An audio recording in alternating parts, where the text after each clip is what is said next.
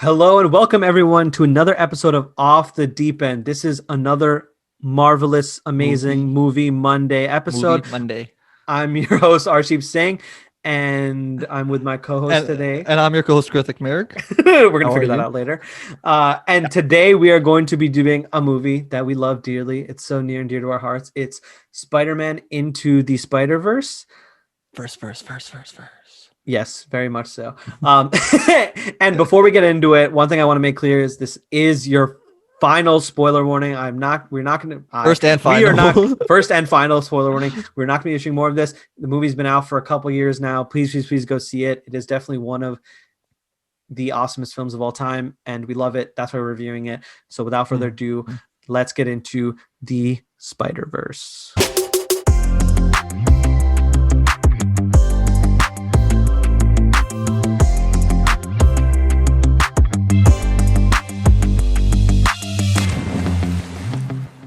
Now the Spiderverse. Okay, so the Spiderverse. Let's open up with some reviews from the time period. So I'll go first. Like the very knowing writing, these visual pyrotechnics are unwritten by a sense of strain, as if someone somewhere were terrified of viewers losing interest. This is by Jake Wilson of The Age from Australia for some reason. Australia. Let's go. Yeah, Australia really just didn't like Spider-Man to Spider-Verse. Or sorry, I shouldn't typecast Australia. Jake Wilson just really didn't want. Come on, Jake. What are you doing? Yeah, what the hell, Jake?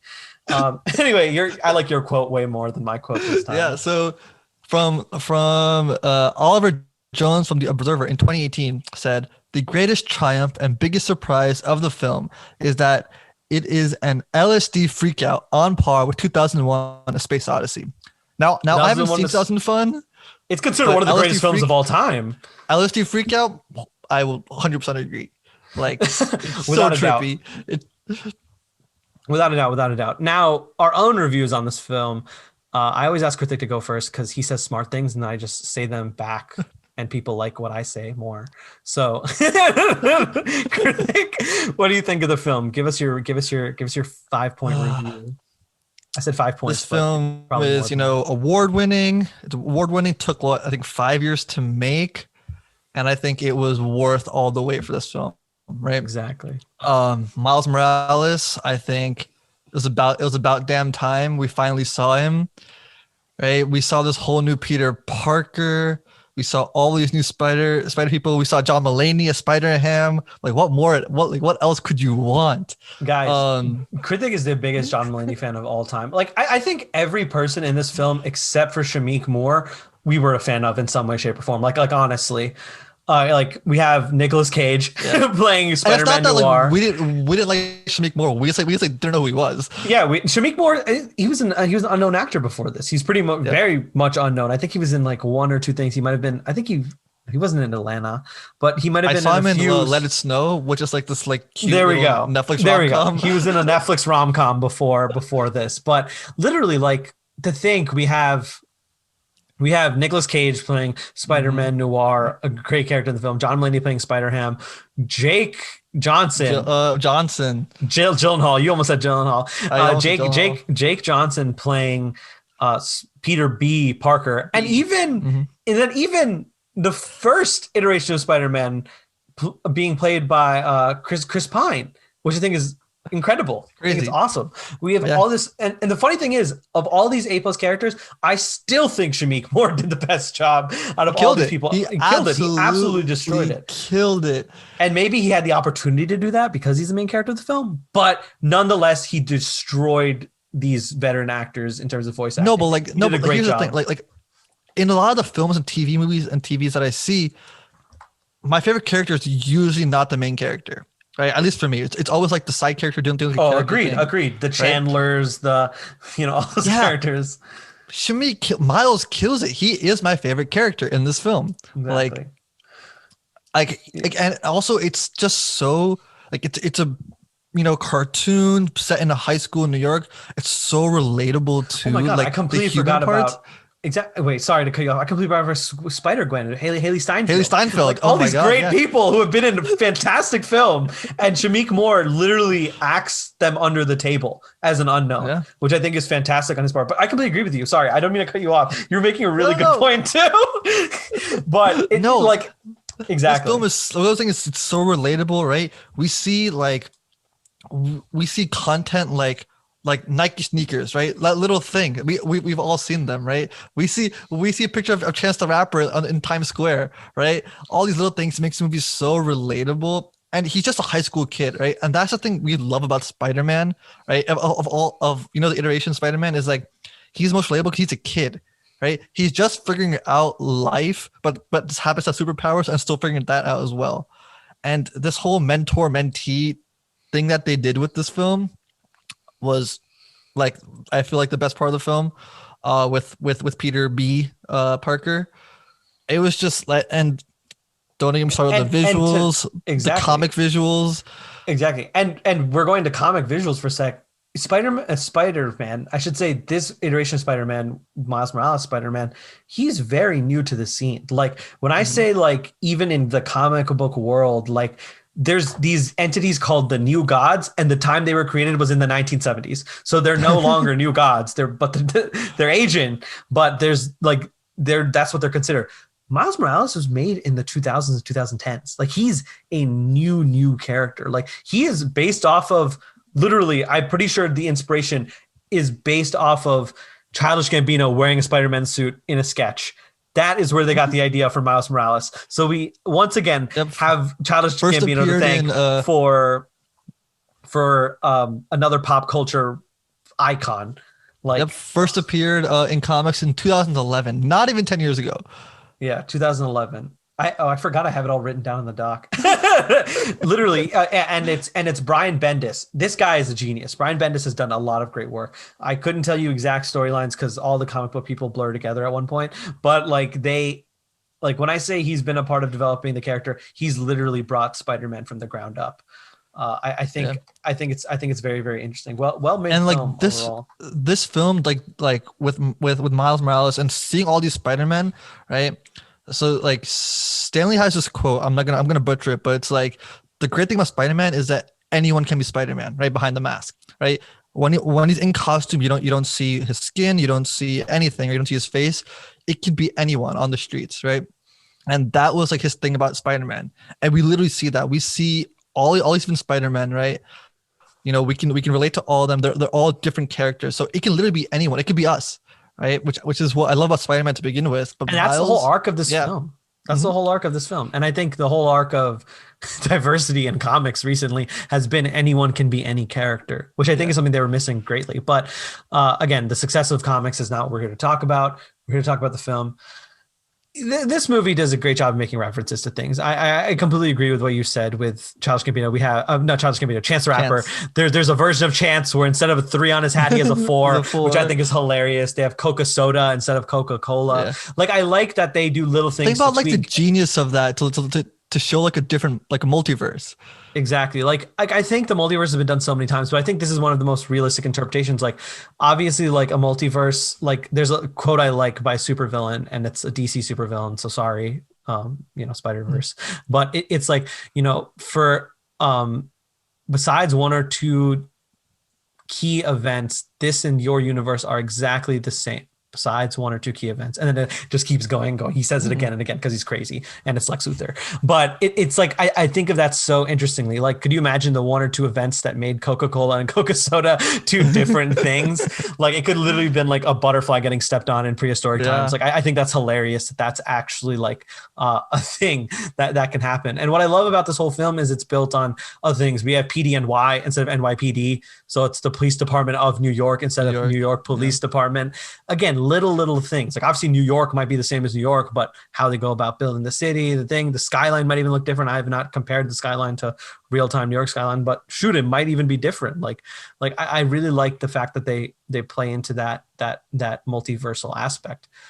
Now we talked about the visuals for a quick second. I want to go into this because this is where my comic book expertise came in. I don't want to say expertise. It's not like I'm not an expert. But literally, like the way this style was made, it's like ink blots on paper. Like literally, you can see the dots that go into making this, because that's how art used to be. It used to be a series of dots that were printed, right? Like even a television is technically just an over. I have a television back here. It's just an overlay of colors and like reds and greens and different ratios. And that's exactly what they did in this film. They just overlaid a lot of color dots over one another to make shapes, to make visuals, to make things move. And I think that's genius. Like who would have thought going back to a process that's been so antiquated since the 80s for comic book making would be the way to revive not only comic books, but this whole film. Yeah. Like if you haven't seen it, A, go see it. But B, like what we're talking about is like, imagine jumping into a comic book. Like the page, that's what it's like. Exactly. Right? Like words are showing up up on the screen, right? And like you're thinking like that's so revolutionary. It's not, right? Like it's a comic, but seeing it on film done for years and doing it so well, gotta give big props to the filmmakers of this film. Yeah, and one thing I want to note is like, you know, it's easy to steal the style of Pixar, right? Like we've seen films do it. We've seen films create their new animation style. Like How to Train Your Dragon was revolutionary for DreamWorks. They kind of changed up the way they did film and how serious they made their films. This is completely different. Like no one is doing this. Like like even Pixar didn't get there. Like, and Pixar is maybe not making such like animated superhero films, or they would have never thought to do this. But like it's not like they made The Incredibles this, you know, like they didn't do it first. Like this is all coming out of Sony. So mad props. Sony does a lot of things wrong. No offense, Sony. And again, I say that from the perspective of they're probably doing great. Like they probably make so much money, it's not even funny. But like they do a lot of things wrong in terms of fan service to characters, like canceling Spider-Man 4, but like they do a lot of things right, and this was one of them. It's actually funny. There's one scene here that directly ties into an unknown scene from Spider-Man 4. Let us know in the comments what scene that is, if you know. Oh, I don't even know. Shameless plug. I'll tell you after this. I want them to go and figure it out. I want people to go research this. But yeah, I would say overall this film is a home run. Without a doubt. Yeah. There's no part of this film that I feel drags. There's no part of this film where I feel is done poorly. I would say shots are framed up perfectly, even in animation. I would say visuals, movement of characters, all A+ things, because animation style is the most important. I would say storytelling. This is where you separate the great animation films from the good animation films. This story is timeless. This story is a classic. It is going to go down as one of the greatest animated storytelling stories of all time. It just is, because it's classic. It's about a person. It's a coming of age animated film. That's the way to put it. And coming of age films like Ferris Bueller's Day Off, like I don't want to say 17 again. What's the other one? Edge of 17. That's what I'm thinking about. 17 again is not a timeless movie, but like Edge of 17. All of these movies are timeless and are classics because they're coming of age films. And Spider-Man and Spiderverse is no themes, like the themes can like you can always relate to them. That mentor mentee theme, you know, the theme of, you know, not being good enough, you know, the theme of, you know, just trying your best and failing. All these things that Miles going through as a high schooler, dude. Like imagine like being in high school, like I'm having flashbacks, like dude, like this. I can remember a time where I felt this way. Exactly. Like, and forget remember a time. I felt this way like last week. Like I was like, oh man, Miles has it figured out by the end of the movie, and I don't have it figured out, and I'm like almost 21. But but I think it's funny, right? Like you think about it all the time, but it's just those little things that happen. And the universal themes. Exactly, the universal themes that just show up and kind of show you that, okay, like this movie's not going out of style anytime soon. Anyway, I think in terms of other things in this film that make it great, do you have any other things that I think honestly it's literally just a combination of great revolutionary visuals and patience to do them, as well as just like a fantastically made story. Like I don't see how there's any other way to boil it down. It's just those two in concert that make this film great. Like what I will say is, you know, Spider-Man is now this thing where, you know, it's been done so many times, right? And you know, when we started this new like Tom Holland era, we're like, oh, like are we gonna have to see, you know, Uncle Ben die again, get shot right? again? Are we gonna have to see like the spider bite, right? Are we gonna have to see all of this? Like they took this and turned it on its head, right? We got to see a whole different version of the Spider-Man that we know, like Peter Parker. We saw this whole new Spider-Man, right? It could have like this could have went completely like awry and like in a whole different direction and not did well. But I think they gave us exactly what we wanted. Something and I fresh, think I think Sony was concerned. I would honestly say at one point Sony was concerned about this project. I would have been scared as hell if I put money in this project. I'd be like, yeah, this is a no. Yeah. But it honestly an animated Spider-Man film, like what? Like if someone pitched me that, I'm like, we have Tom Holland, we have the old animated films. There's 5 different Spider-Man live actions that exist. Why are people going to go see an animated Spider-Man film? And I'm very pro animated film. I think animated films are sometimes better than live action because they get to do more. And they don't have to worry about characters and continuity and stuff like that. Well, maybe like the Lego movies do, but these movies don't.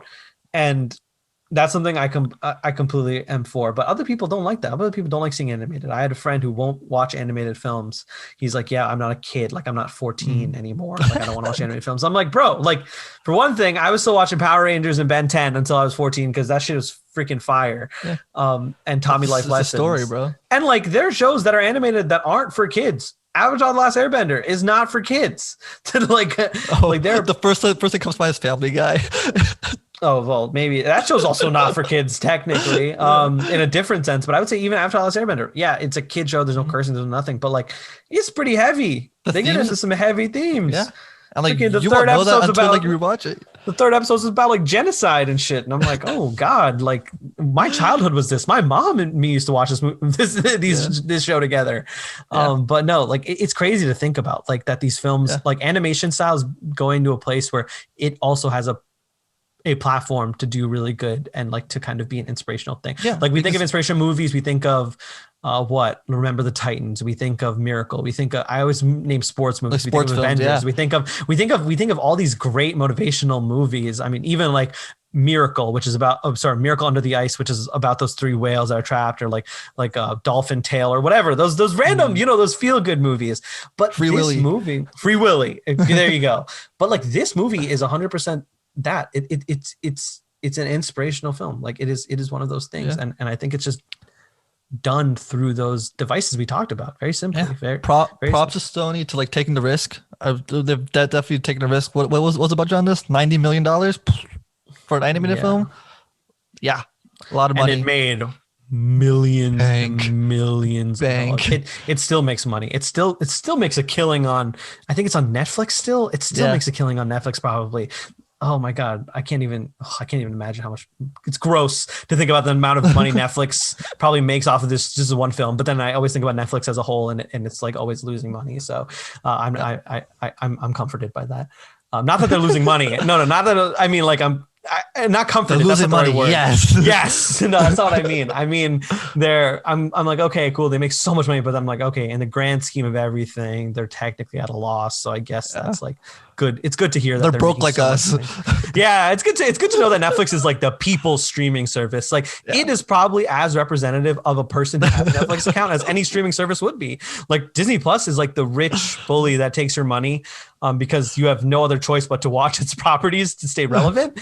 And HBO Max is the rich bully's father who is a trust fund kid too. And then Netflix is like the broke kid who's coming to school who's like, yo man, can I have half your sandwich? Who's like fiending for food, who's like just trying to survive, but who's like super creative and good at school and everything like that. So give him credit where credit is due. But when I say him, these could be any characters, I guess. But like in my fictional world, I'm just going to sit in between 2 different types of brown boys. That's just who I am.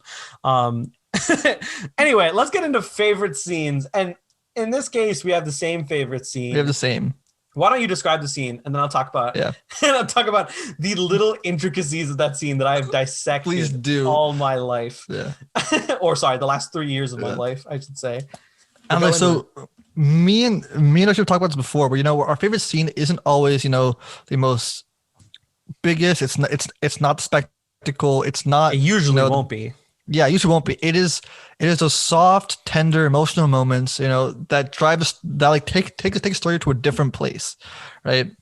And this scene is, if you've seen the film, we've already given a spoiler warning, but this is when Miles and his dad are talking through the door, right? Miles is back at school, he's tied into a chair.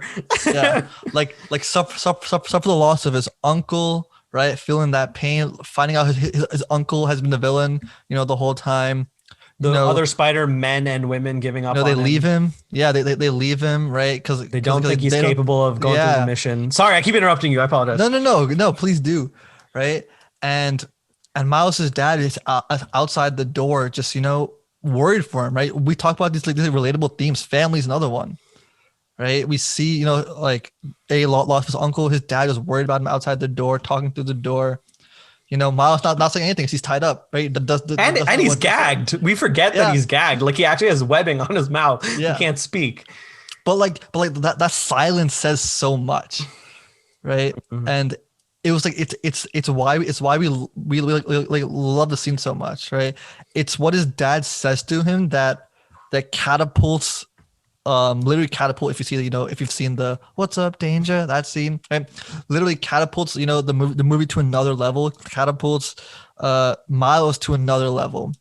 Can finally take on this mantle of Spider-Man in this universe. But yeah, I want to hear about your take. These little intricacies. So I'm gonna start with the score, because the score is what makes film for me. I'm a big music guy. If anyone follows me on Spotify, everyone will know I have this one playlist. It's called Instrumentalisms, and it's literally just scores picked out from my favorite scenes in television and movies. Like the Crown intro will be one of them. The Crown. I love that show. That score gives me literal goosebumps. But this. Daniel Pemberton, who's the guy who scored a lot of the background in Spider-Man Into the Spider-Verse, he has a song, and it's literally called "The Spark in You," which is exactly what Miles' dad says about him. He talks about his spark and what he chooses to do with it. Doesn't matter, it's yours. You're going to be good at it, right? Like whether you choose to do this or not act, he's always going to love him, right?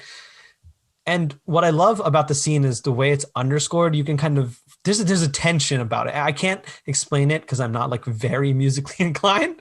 I just like what I like, and I like it, I guess. But to me, what I really love is it builds this like underarching kind of like feeling of warmth between him and his dad. Like I like the visual when the song reaches like a peak, it's coming right to a shot of them between the door. You can see both of them. You can kind of see them both pressed up, and they're kind of both like feeling the pain of what's happened to obviously Prowler, who is, as you said, Miles is, I almost said aunt, his uncle, because I was thinking of Aunt May for a second, but yeah, no, his uncle. Oh my God, another uncle figure that dies as a result of Spider-Man. Oh my God, add it to the tally.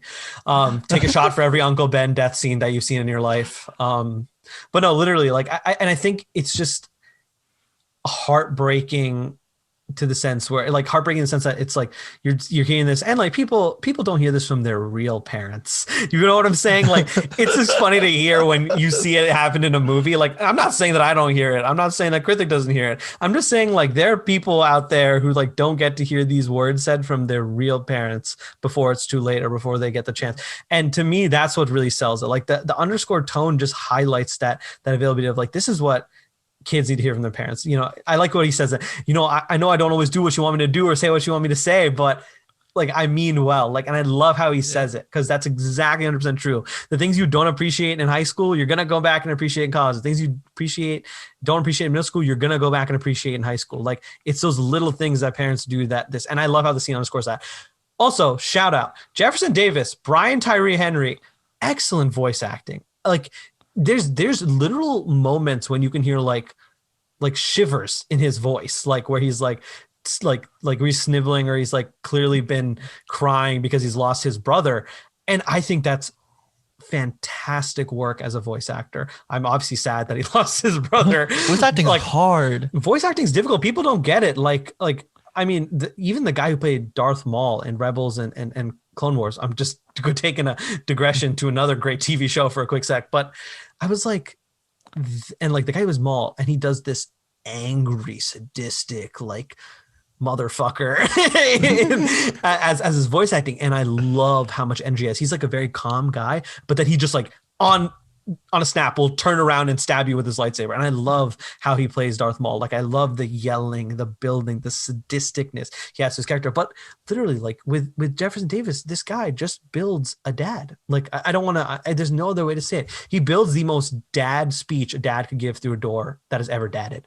Like, to be really, that's ever dadded. That's ever dadded. Like, it is 100% true. Like there's not a single thing I was like, yeah, dad wouldn't say that. I was like, no, like only a dad could say that. A mom would have said something completely different.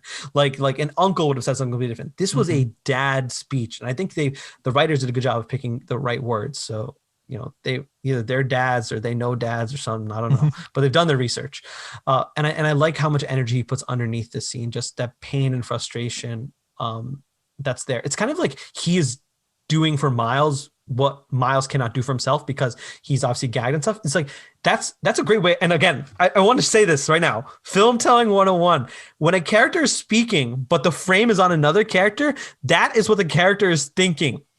Like it is 100% true. And I'm yelling into the mic right now, but it is 100% true. Like if we are hearing, Jefferson Davis, who's Miles Morales' dad speaking, but we're on Miles, that is what he is thinking. He is feeling what is being said. Like he's just being built up. Like that is exactly what's happening. And I love that. I love that they do that. They let another character speak for another character without having to come out and say it. It's like if you ask someone how they feel, and instead of like them saying, I'm sad, they just start breaking down. Like that is the difference. I don't want anyone to break down. Please don't break down. Please have a great day. But like it is that like level of storytelling that's there. Like they understand how to portray sadness and loss and grief and the processing of grief. And I love that. I love that about this scene. I don't think there's a scene like this in animated film. There's only one scene that I can compare to it. It's from How to Train Your Dragon 2. And I really love that movie too. It's another great film. But I think there's literally only two scenes I can think about that are as bone chilling as this one. And one of them's in How to Train Your Dragon 2. And one of them's in this movie. Yeah. For those who are like, I'm too like old to watch animated films, come on.